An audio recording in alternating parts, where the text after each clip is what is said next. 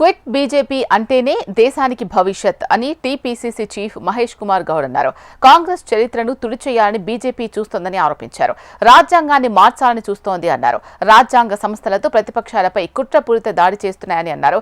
ఎన్నికల commission BJP అనుబంధ సంస్థగా మారిపోయిందని చెప్పారు. క్విట్ ఇండియా దినోత్సవం సందర్భంగా గాంధీ భవన్లో ఆయన జెండా ఆవిష్కరించారు.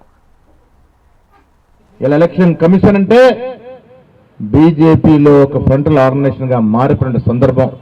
వాళ్ళు మహారాష్ట్రలో చేసిన తప్పిదాలు, ఇవాళ సర్ పేరిట బీహార్ లో చేసిన తప్పిదాలని ప్రతిపక్ష నాయకుడు యువకుడు మన రాహుల్ గాంధీ గారు సాక్ష్యాలతో బయట పెడితే దాని గురించి మాట్లాడే పరిస్థితి లేదు. మిత్రులారా, క్విట్ బీజేపీ అంటేనే భవిష్యత్ తరాలకి బాగు జరుగుతుందనే మాట చెప్తున్నాను. దేవుడి పేరిట మతాల పేరిట ఓట్లడే సంస్కృతి మన రానున్న తరాలకి మంచిది కాదు.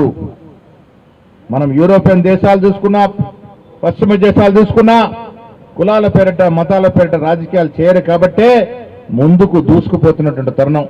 మనం కులాల పేరిట మతాల పేరిట కొట్టుమిటాడుతూ ఉంటే మన వచ్చే భవిష్యత్ తరాలకి విఘాతం కలుగుతుంది సుమా అన్నట్టు మాట మాత్రం చెప్పగలను. ఈ దేశంలో బీజేపీ క్విట్ అనే నినాదంతో ముందుకు పోవాల్సిన అవసరం ఉంది. ఈ దేశం ప్రపంచంలోనే గొప్ప లౌకిక దేశంగానే ఉంటది.